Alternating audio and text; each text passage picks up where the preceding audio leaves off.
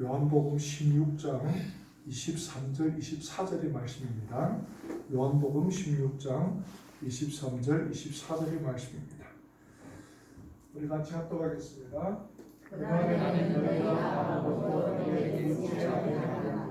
내가 진실로 너희에게 이르노니 너희가 무엇이든지 아버지의 구하는 것을 내 이름으로 주시리라. 지금까지는 너희가 내 이름으로 아무것도 하지 아니하였으나 구하라 그리하면 받으리니 너희 기쁨이 충만하리라. 아멘.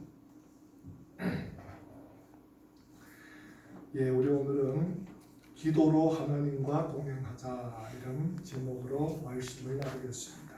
우리 아마 5월 달은 3번에서 4번 정도 기도로 하나님과 동행하는 삶이 어떤 삶인지에 대해서 주제를 가지고 우리가 한번 나누어 볼 겁니다.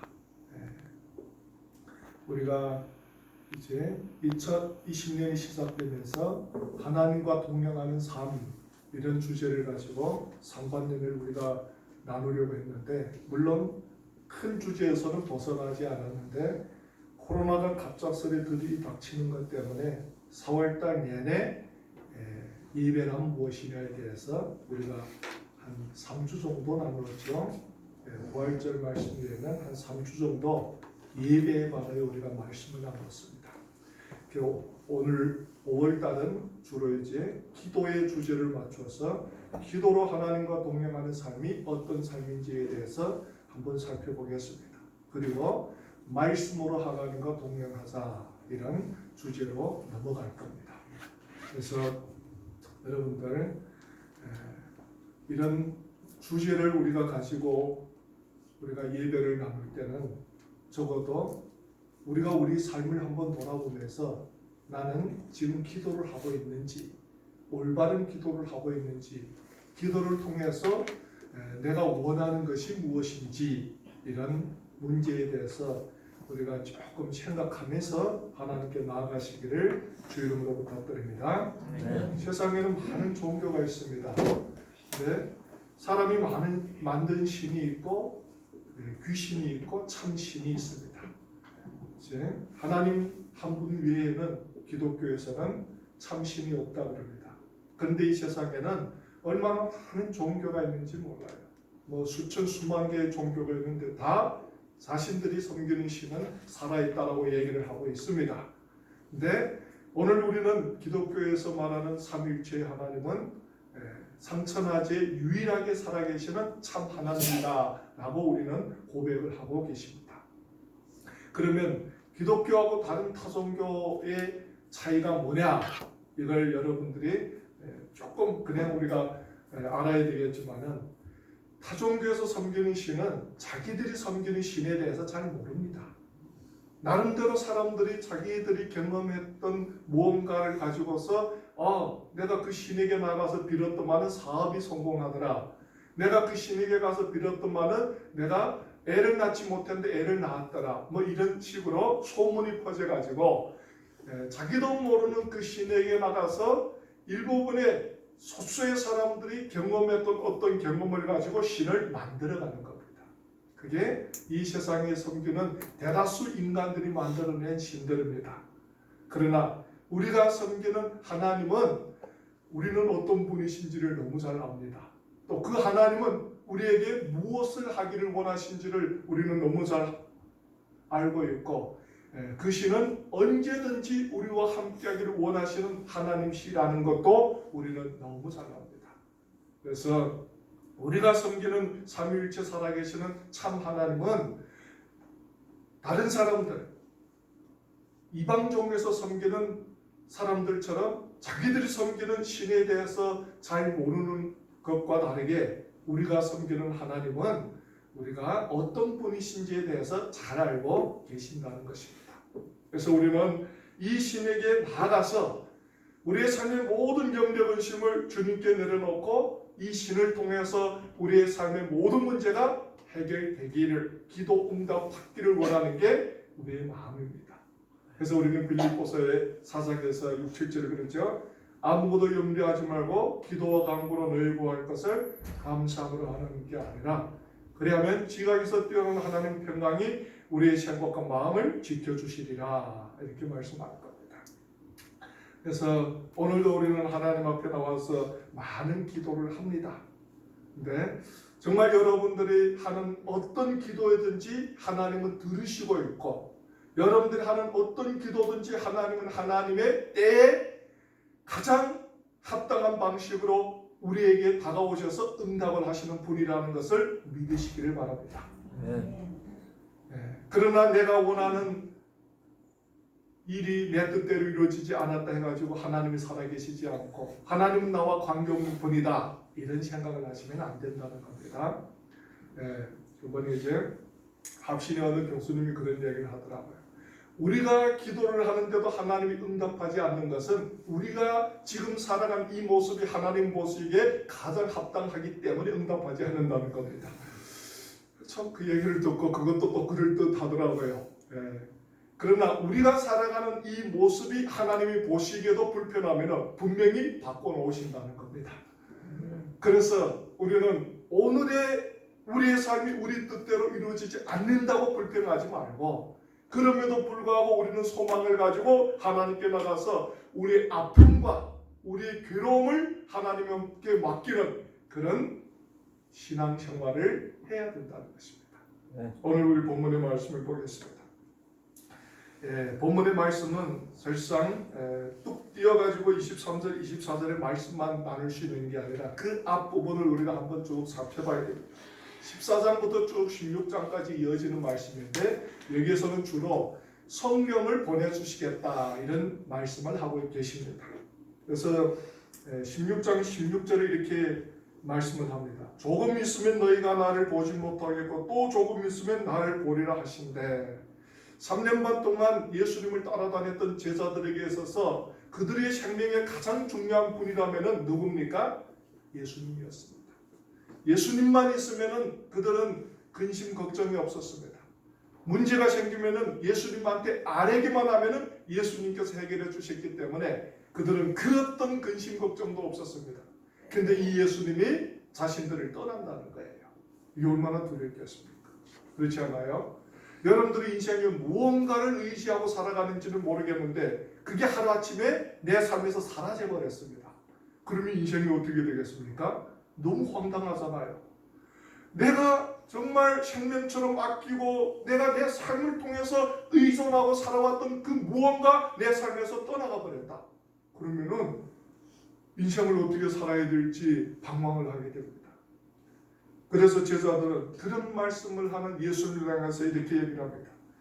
제자 중에서 서로 말하되 우리에게 말씀하신 바 조금 있으면 나를 보지 못하겠고 또 조금 있으면 나를 보리라 하시며 또 내가 아버지께로 가미라 하신 것이 무슨 말씀이냐 하고 또 말하되 조금 있으면이라 한 말씀이 무슨 말이며 무엇을 말씀하신지 알지 못하노라 하거늘. 이렇게 얘기를 합니다. 너무 당황한 거예요. 예수님이 지금 자신들을 떠난다는 거예요. 이 예수님이 없으면 자기들의 인생이 그냥 엉망이 되는데 이 예수님이 자기를 떠난다고 그러니까 너무너무 괴롭고 고통스러운 겁니다. 그런데 예수님이 이런 말씀을 합니다. 그게 오늘 23절, 24절의 말씀인 겁니다. 그날에는 너희가 아무것도 내게 묻지 아니하리라. 먼저 볼게. 그날은 어떤 날입니까? 예수님께서 십자가에서 전 인류의 죄를 위해서 대속의 죽음을 죽으시고 부활하신 다음에 성령을 약속대로 우리 가운데 허락하신 날입니다. 어느 날? 오순절에 성령이 불의 해같이 마가의 다락방 120명 성도들에게 임하여서 모든 사람들이 성령으로 하나같이 충만함을 받았더라 합니다. 이 성령이 우리 가운데 오시면 세상 끝날 날까지 우리와 함께 하시겠다는 겁니다. 우리를 떠나지 아니하겠다는 겁니다. 전에는 예수님만 옆에 있으면 아무 근심 두려움이 없었는데 이제는 예수님은 아버지 오른편에 가셨지만은 약속대로 또 아버지의 다른 영 성령을 우리에게 보내주셔서 그 성령이 세상 끝날 날까지 우리와 함께 하시겠다는 겁니다. 신앙인들에게 가장 중요한 게 뭐냐? 그러면은 성령과 함께하는 삶입니다. 여러분들 우리 힘으로는 아무것도 할 수 없습니다. 우리가 성령 충만을 말하고 성령과의 동행을 말하는 것이 기독교인들의 힘의 근원이 거기에 있기 때문에 그렇습니다. 하나님의 영이 우리 가운데 오셔서 우리를 충만케 하실 때 우리는 염려, 근심, 걱정이 없습니다. 요즘 나는 왜 이렇게 염려, 근심이 많지? 요즘 나는 왜 이렇게 불안하지? 요즘에 나는 왜 이렇게 세상에 만사가 이렇게 두렵지? 영적으로 메말라 있어야 했습니다. 여러분들 성령으로 충만하면 두려움이 떠나갑니다. 하나님의 영이 나를 사로잡고 있고 나를 충만케 하면 두려움이 떠나갑니다. 제자들은 예수님이 가야바의 뜰 안에서 심판을 받을 때 다 도망쳤습니다. 왜? 두려워서. 예수님이 예루살렘에 올라와가지고 이제는 하나님의 나라가 이 땅에 임해서 자신들이 예수님과 3년반 따라다닌 것 때문에 이제는 예수님이 이 나라의 왕이 되었을 때 자기들도 한 자리 한다고 생각했는데 로마 군병들에 의해서 잡혀가지고 심판을 받게 되었던 겁니다. 그러니까 제자들은 너무 두려워가지고 다 도망쳐버렸습니다. 그랬던 제자들의 삶에 하나님의 성령의 기름 부음이면서 그들을 충만케 했다는 겁니다. 이 제자들이 바뀌어진 게 아무것도 없어요. 그런데 성령으로 충만을 받은 제자들이 예루살렘 거리에 가서 예수를 그리스도라고 담대히 증거하기 시작했다는 겁니다. 우리는 우리가 능력 있고 우리가 지혜가 있어서 세상을 상대한다라고 착각하지 마세요. 우리는 언제까지 이 세상에서 한계 있는 존재고 보잘것없는 존재들입니다. 여러분들이 자꾸 여러분들의 힘을 의지해서 여러분들 삶의 문제를 대항하려고 생각하고 이 세상을 대항하려고 생각하지 마세요. 우리는 원래 연약하고 보잘것없고 정말 이 세상의 능력 앞에서는 대항할 수 없는 연약한 존재들입니다. 그러나 성령이 우리 가운데 오시면은 그 성령이 우리에게 확신을 주고 담대함을 주고 이 세상을 이길 수 있는 담력을 허락해 주는 겁니다. 그랬던 베드로가 나가서 예수가 그리스도라고 고백하니까 회개하고 3,000명이나 하루에 세례받는 역사가 일어납니다. 그랬던 여러분들 초대교회 집사들이 예수는 그리스도라고 나가서 증거하니까 빌립이 사마리아 땅에 가니까 사마리아가 부흥이 일어나는 역사가 일어나고 여러분들 예수를 그리스도라고 증거하는 곳마다 성령의 역사가 따라 일어났다는 겁니다. 그래서 여러분들 오늘 우리가 이 시대를 살아가는데 우리가 뭔가 많이 가지고서 이 세상을 한거를 하고 살아갈 수 있다고 착각하지 마시고 그리스도인의 가장 큰 힘과 능력의 근원이 무엇인지를 우리가 확실히 깨달아서 성령 충만을 받고 우리의 삶을 살아가는 그런 인생들이 되시기를 주님으로 부탁드립니다. 그래서 오늘 23절에 그날에는 너희가 아무것도 내게 묻지 아니하느라. 왜 그럽니까? 성령이 제자들 가운데 오시면 그 성령이 하는 일이 뭡니까? 예수 그리스도에 대한 지식으로 충만케 하는 겁니다. 그 성령이 우리에게 하나님의 말씀을 깨닫게 하고 예수 그리스도에 대한 신비를 우리에게 깨닫게 한다는 겁니다. 우리가 공부를 많이 해서 지혜로워서 이 말씀을 깨달을 수 있습니까? 아니란 말입니다. 성령이 우리에게 오시면 이 말씀을 깨달을 수 있는 눈이 열리고 귀가 열린다는 겁니다. 오늘 우리가 성경을 몇 번 읽었느냐, 성경을 얼마나 암송했느냐 이것도 필요하겠지만 더 중요한 것은 성령이 우리와 함께 하시고 성령이 우리를 충만케 하시면 이 말씀이 생명처럼 우리에게 부어지는 겁니다. 아무리 읽어도 도대체 무슨 말씀인지도 알 수도 없고 아무리 읽어도 이 말씀이 나에게 그 어떤 힘도 되지를 않습니다. 그러니까 조금만 위기가 와도 흔들립니다. 신앙으로 이기려고 하는 게 아니라 성령 충만으로 이기려고 하는 게 아니라 흔들리는 겁니다. 세상 사람들은 다른 걸 보지 않아요. 그걸 보는 겁니다. 정말 우리가 하나님 앞에 신앙으로 이겨나가는 정말 하나님의 살아계심을 그 어떤 위기 속에서도 드러낼 수 있느냐 이걸 보여줘요. 이게 우리가 이 세상을 살아가는 삶의 목적이 아니겠습니까? 하나님은 우리를 통해서 하나님을 드러내기를 원합니다. 그런데 세상 사람들은 우리를 통해서 전혀 하나님을 볼 수가 없으면 같이 흔들리는 거예요. 같이 흔들려가지고 한절부절 못하는 거예요. 안타까워요. 그래서 그날에는 너희가 아무것도 내게 묻지 아니라 내가 진실로 진실로 너희로니 너희가 무엇이든지 아버지께 구하는 것을 내 이름으로 주리라. 누구 이름으로 구하라? 예수 그리스도 이름으로 구할 때 주신다는 겁니다. 네. 성령은 누구를 드러낸다? 예수를 드러내는 분입니다. 예수 그리스도에 대한 지식을 드러내시는 분입니다. 우리가 오늘 예수 믿는 사람이라고 그러잖아요. 예수 믿는 사람, 그리스도인, 성도 이렇게 얘기를 하는데 우리가 하나님께 나아가서 우리가 예수 그리스도 이름으로 주님 앞에 고백을 하면 하나님이 그 기도를 들어주겠다는 겁니다. 왜?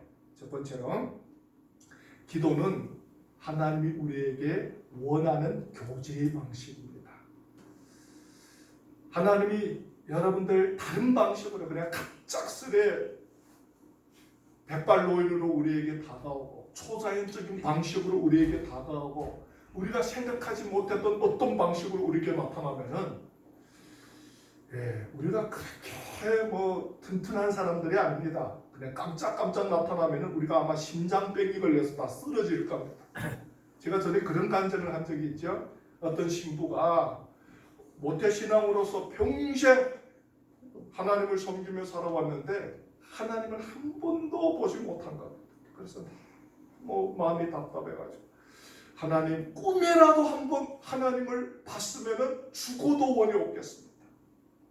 그래서 아침마다 이제 하나님 앞에 나가서 기도를 하는데 하나님 한 번만 보여주옵소서라고 기도하는 게 그 기도의 전부 내용이었습니다. 그날도 열심히 하나님 앞에 눈물 범벅이 돼가지고 죽기 전에 한 번만 주님 보여주옵소서 기도를 하는데 갑작스레 주의 음성이 들려온 겁니다. 너무 놀라가지고 쓰러졌다는 겁니다. 너무 놀라, 깜짝 놀라가지고. 여러분들 하나님이 하나님의 방식대로 우리에게 다가온다면은 아마 우리는 그 어마어마한 충격 때문에 감당을 할 수가 없을 겁니다. 여러분들 구약에 그런 장면이 하나 나옵니다. 그게 욥기서예요. 욥기서에서 저 1장부터 37장까지 벨론이 나오고 38장부터 하나님 등장합니다. 42장까지 쭉 나오는데 너무 놀래가지고 욥기가 아무 말도 못하는 겁니다. 너무 놀래가지고 하나님 어찌 나한테 이럴 수 있습니까? 라고 막 원망불평하는데 하나님이 딱 나타나니까 너무 놀래가지고 네가 뭘 아느냐? 네가 천지를 아느냐? 네가 만물을 아느냐? 네가 뭘 안다고 이렇게 떠들어대느냐? 그러면 조용해질 거예요. 여러분들 정말 우리가 하나님께 나아가가지고 우리가 하나님께 기도를 하고 하나님이 또 기도라는 이 관계를 통해서 우리와 온전한 만남을 이루어가기를 원하는 겁니다. 그래서 기도는 하나님이 우리와 관계를 온전히 맺어가는 하나의 수단입니다. 그래서 우리는 기도를 해야 됩니다. 정말 하나님 앞에 기도하면서 온전한 하나님과 인격적인 관계가 맺어져 가야 되는 겁니다. 근데 기도는 너무 힘든 거죠. 우리가 새벽을 깨우면서 주님 앞에 기도하고 또 밤을 깨우면서 주님 앞에 철야하고 또 작정을 해서 주님 앞에 기도하고 하는데 한 번, 두 번은 다 잘합니다. 그런데 평생 하나님 앞에 무릎 꿇고 기도로 나아가는 삶은 쉽지 않습니다. 어려워요.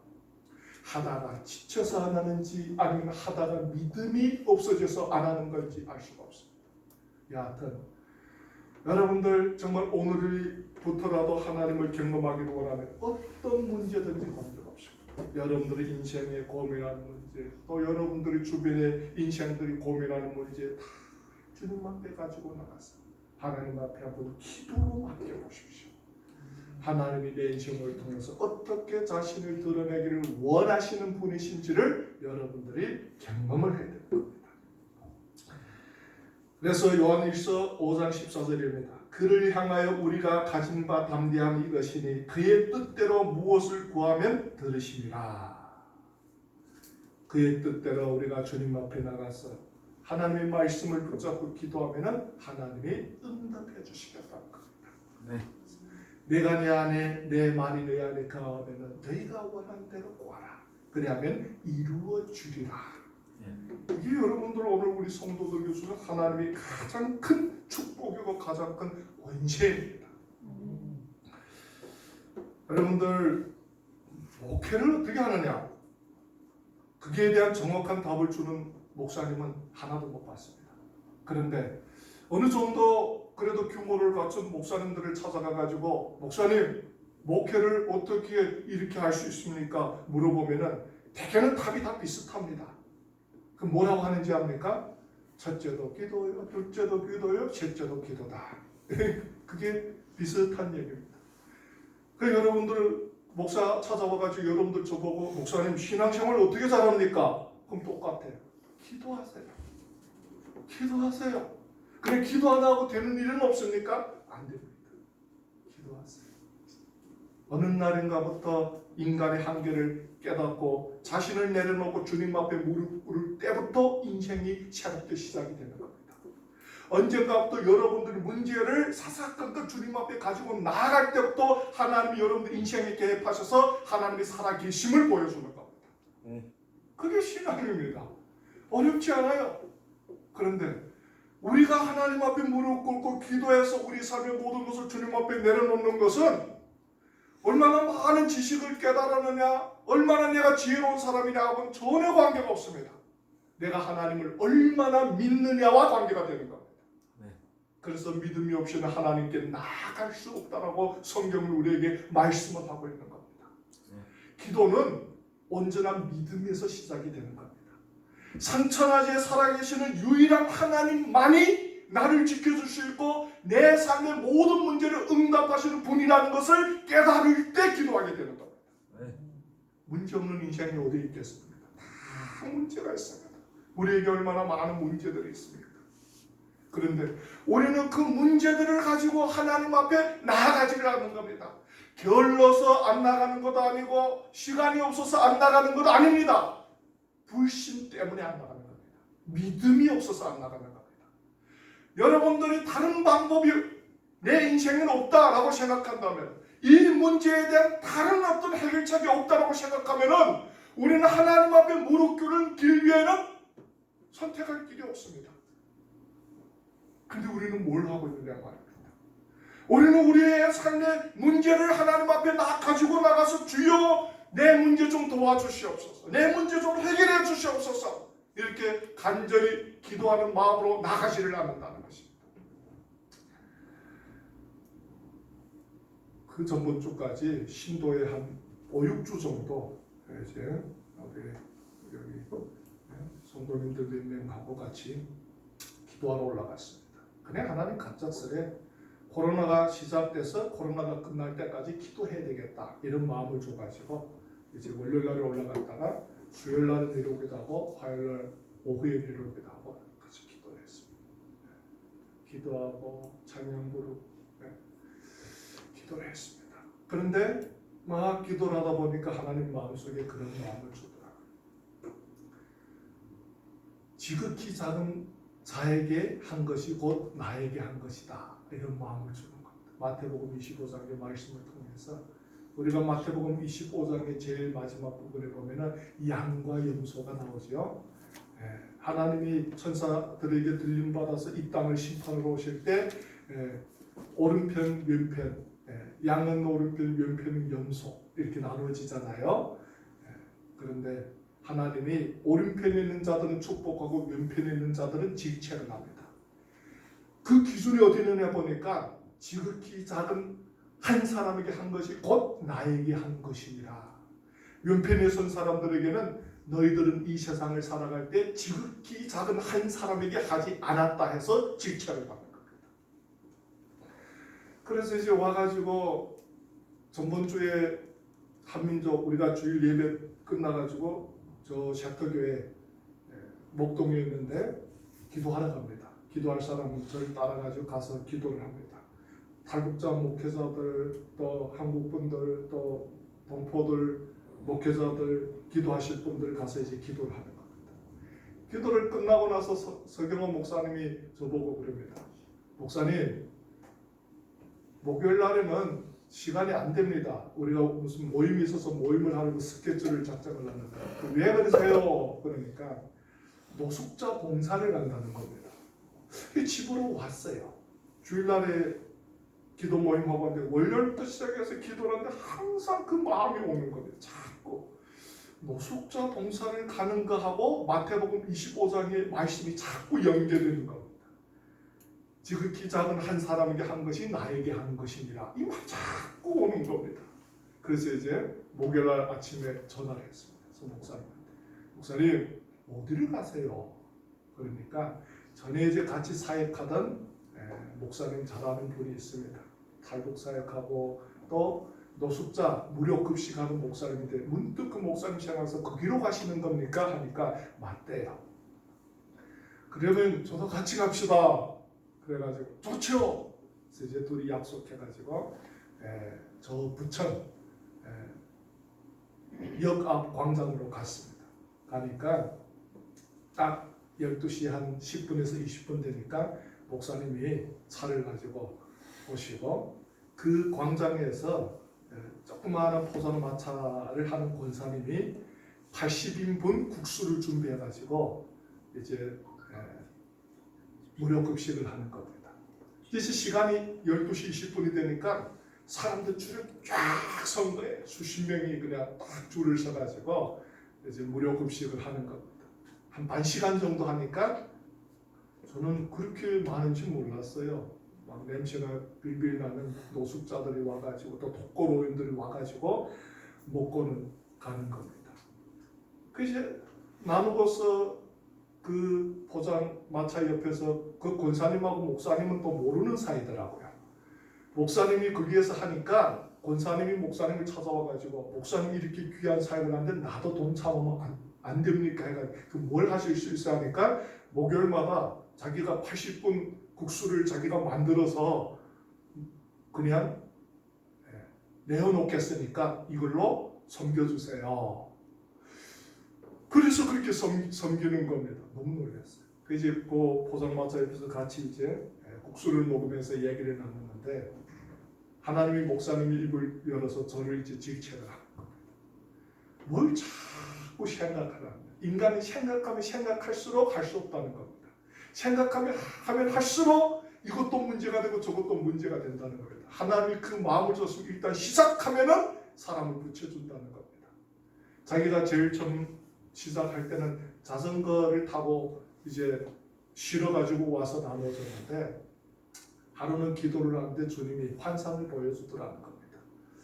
노숙자들이 굶어가지고 밥을 못 먹는 그 모습을 보여주면서 이 마음속에 내가 이 사람들을 섬길 수 있느냐 이런 환상을 보여주더라는 겁니다. 그래서 어디로 가서 섬겨야 되는지 몰라가지고 역 광장으로 나왔는데 노숙자 2명이 있더라는 겁니다. 그래서 밥을 만들어가지고 자전거 타고 가서 그 2명을 섬겼다는 겁니다. 그렇게 이제 사역을 시작했는데 하나님이 이 사람 저 사람 붙여줘가지고 365일 매일 나가가지고 무료 급식을 하는 겁니다. 참 그걸 보면서 참 대단하구나. 근데 이제 그날의 목요일날 섬기고 오니까 이 마음속에 자꾸 불편한 것, 안절부절 못한 것. 그래서 이제 제가 전화를 했어요. 성도들 시간이 있을 만한 분에 전화해가지고 내일 시간이 되면 같이 무료 급식 하는데 좀 가보지 않겠어요. 그래서 목요일하고 금요일날만 점심에 무료 급식을 해가지고 데리고 갔습니다. 가가지고 이제 그날에는 밥을 하니까 또 줄을 쫙 섰더라고요. 그래서 우리가 나눠가지고 섬기고 이렇게 왔는데 코로나 지나가기 전도 그렇고 지나간 다음에 정말 우리가 사는 이 대림동 이 주변의 노인들, 우리 동포노인도 좋고 여기 독거노인도 좋고 어려운 사람들이 너무 많겠는데 지극히 작은 자에게 우리가 계산하지 말고 우리도 좀 섬겨야 되지 않겠느냐 이런 마음이 자꾸 오는 겁니다. 교회란 뭐냐? 하나님이 이번 코로나를 통해서 자꾸 질문을 하게 만드는 겁니다. 그래서 제가 목사님 보고 그랬습니다. 목사님, 5월 한 달만 우리가 목요일날 금요일날은 우리 교회에 있는 참석할 수 있는 분들은 여기에 와가지고 보고 정말 하나님이 움직이는 감동을 주는 사람들을 통해서 우리도 한번 대림동에서 시작을 하기로 한번 우리가 결정을 하겠습니다. 이러고 이제 온 거예요. 마음이 굉장히 평안하더라고요. 뭔가 사막에서 어디로 가야 될지 방황을 하는 인생의 어떤 방향이 생기고 목표가 생긴 그런 어떤 평안함이 여기에 임하는 겁니다. 막 갈팡질팡을 했는데 도대체 이 코로나가 일어나면서 교회라는 게 뭐냐, 예배라는 게 뭐냐, 신앙이라는 게 뭐냐, 성도라는 게 뭐냐, 이 문제를 가지고 끊임없이 고민을 하고 끊임없이 하나님 앞에 기도로 부르짖었는데 하나님이 이 세상에 지극히 작은 한 사람에게 하는 것이 나에게 하는 것이다 라는 이런 감동과 더불어 하나님의 인도하심이 오시는 것 같더라고요. 너무 감사했습니다. 정말 하나님이 원하시는 일이구나. 정말 지극히 작은 한 사람, 두 사람, 세 사람일지라도 우리가 하나님이 기뻐하시는 일을 위해서 하다 보면은 하나님이 많은 손길을 통해서 하나님이 기뻐하는 일을 합력하여 손을 이루어가지 않겠느냐 이런 생각을 하게 되는 겁니다. 그래서 여러분들 정말 기도를 하셔가지고 우리가 뭐 꼭 무료급식을 해야 되는 건 아닙니다. 그러나 지극히 작은 그 한 사람이 누군지 이 대림동에 정말 우리 손길을 통해서 우리도 어렵잖아요. 코로나가 지나가면서 우리도 힘들고 어렵지만 하나님의 기쁘신 일을 위해서 우리의 결단이 많은 사람들을 모아가지고 하나님께 영광을 돌리는 사역으로 만들어지는 그런 현장이 되었으면 좋겠다 이렇게 생각을 하는 겁니다. 여러분들 정말 기도를 하시길 바랍니다. 코로나 이후에 우리 천산영일방 교회가 돌발군해서 정말 이 땅 위에서 새로운 모습, 빛과 소금 된 교회로 세워져 가는 그런 교회가 되시길 주의로 부탁드립니다. 여러분 밑으로 24절을 보니까 지금까지 너희가 내 이름으로 아무것도 구하지 아니하였으나 구하라 그리하면 받으리라 너희의 기쁨이 충만하리라. 지금까지는 내 이름으로 아무것도 구하지 않았으면 구해라는 겁니다. 여러분들 믿음이 없어서 정말 하나님이 해주시겠느냐라는 의심 때문에 아니면은 정말 내가 기도한다고 하나님께서 내 문제를 해결해 주겠느냐라는 어떤 마음 때문에 기도를 하지 않았는데 하나님 우리 보고 뭐라 그럽니까? 구하라는 겁니다. 구하라는 겁니다. 그러면 어떻게 하느냐? 받으리니 이렇게 나오는 거예요. 기도는 하나님이 가장 기뻐하는 겁니다. 계시록에 보니까 8장 3절 4절에서 이렇게 나옵니다. 또 다른 천사가 와서 제단 곁에 서서 금향로를 가지고 많은 향을 받았으니 이는 모든 성도들이 기도들과 합하여 보좌 앞 금단에 드리고자 함이라. 향연이 성도의 기도와 함께 천사의 손으로부터 하나님 앞으로 올라가는지라. 이렇게 나옵니다. 우리가 하는 기도는 뭡니까? 하나님께 올라간다는 겁니다. 그래서 우리는 기도를 해요. 향연으로 하나님께 아름다운 향기로 드려진다는 겁니다. 기도를 해야 됩니다. 정말 이 시대가 새벽 기도가 깨어져 가고 있고 금요 철야가 깨어져 가고 있고 뒤에는 교회마저도 여러분들 기도가 깨어져 가고 있는 이 시대에서 성도의 생명이 얻어 있는지를 우리가 다시 돌이켜 보지 않는다면 교회는 종교 집단으로 탈락되어 버리고 말 겁니다. 제가 신앙생활을 할 때만 해도 많은 저희 먼저 신앙생활을 했던 로 신자들은 주일날이 되면은 시간이 급하게 달아와가지고 설교 시간 듣고 떠나는 게 아니라 적어도 반 시간 전, 1시간 전에 와서는 하나님 앞에 기도로 준비를 합니다. 하나님 정말 이 시간 제단을 통해서 부어지는 목사의 말씀을 통해서 주님 나에게 은혜를 주옵소서. 나에게 깨달음을 주옵소서. 이 한 주일 동안 살아갈 수 있는 은혜를 주시옵소서. 이런 마음의 자세를 가지고 살았습니다. 근데 요즘은 예배도 형식이 되어가고 있지 않는지는 모르겠습니다. 저는 오늘 많은 사람들에게 새벽 예배는 이 시대 21세기에 맞지 않는 인간의 피노권하게 만드는 어떤 형식적인 예식이 되어버렸습니다. 그런데 성경을 읽어보세요. 우리 생명이 어디 있는지를 성경으로 우리에게 가르쳐 주는데, 우리가 신앙인으로서 기도를 회복하고 새벽 기도를 회복하고 철야 기도를 회복하지 않으면은 이 어마어마한 세상의 혼돈 속에서 우리는 허물어져 갑니다. 우리는 넘어져 갑니다. 우리는 감당할 수 없어요, 이 세상을. 이 세상에 오늘날 수단과 방법을 가리지 않고 우리를 공격해 오는데, 여러분들 무엇으로 이 세상을 이기겠는가 말입니다. 여러분들이 인생 지켜요, 가정 지켜요. 뭘 지킬 수 있습니까? 아무것도 지킬 수 없어요. 하나님이 지켜줘야 됩니다. 주님이 뭐라고 합니까? 주님이 앞서 우리 길을 예비하시고 주님이 우리를 눈동자같이 지켜주지 않으면 우리는 넘어질 수밖에 없는 존재입니다. 여러분들, 기도를 안 한다는 것은 그냥 적당하게 내가 주일 예배만 다니고 그냥 평범한 신앙생활을 하고 있구나가 아닙니다. 기도를 안 하고 있다는 것은 불신앙입니다.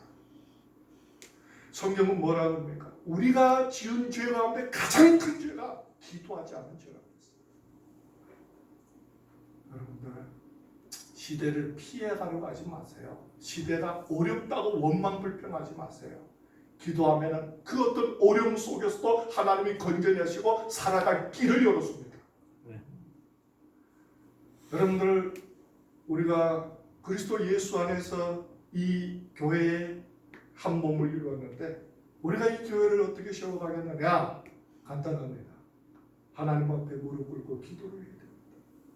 누가 책임이 있느냐 물어보지 마세요. 나부터 시작하면 됩니다. 나부터 하나님 앞에 기도로 나아가 정말 새벽을 깨우고 철야를 깨워야 됩니다. 네.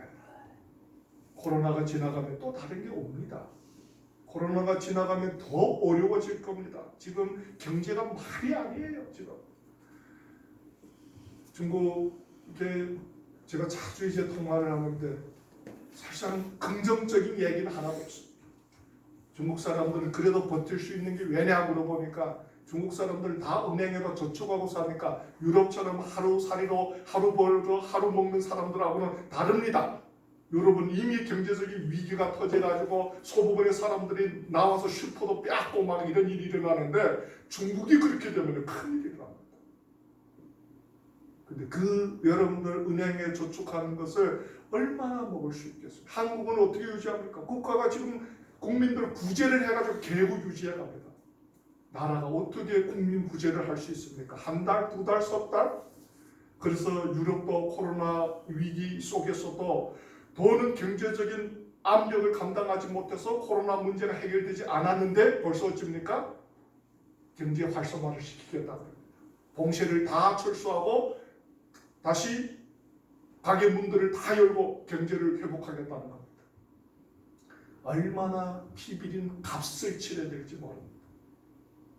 봉쇄를 하는데도 하루에 수천 명씩 번제제 가는데, 여러분들 다 경제가 어렵다 해가지고 다 열어보면은 어떻게 갈지 모릅니다. 지금 상상할 수 없어요. 정말 기도를 해야 됩니다. 여러분들을 무엇이 지켜줄 수 있는지를 아직도 깨닫지 못했다면은 정말 신앙이 여러분들 인생을 장식해온 장식품밖에 안 됩니다. 하나님 앞에 무릎 꿇고 내 인생, 우리 가정, 정말 이 어려운 현실 속에서 어떻게 내가 그리스도인으로서 깨어서 살아가겠나, 그걸 한번 고민해봤어요. 그래서 예수님도 게시마네 동산에서 그 엄청난 십자가를 상대하면서 제자들을 보고서 깨어서 기도하라. 마음은 원이로되 육신이 약하다.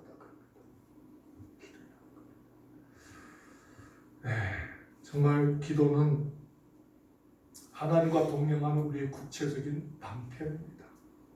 그래서 이사야서 58장 9절에 이렇게 나옵니다. 네가 부를 때에는 나 여호와가 응답하겠고 네가 부르짖을 때에는 말하기를 내가 여기 있다 하리라. 기도해라. 다른 게 없어요, 여러분들. 우리 신앙이 하나님 앞에 무릎 꿇는 것로부터 시작되지 않는다면 정말 이제는 어려움이 왔습니다. 어려움은 이 세상이 아니라 우리 신앙의 위기가 왔다는 겁니다.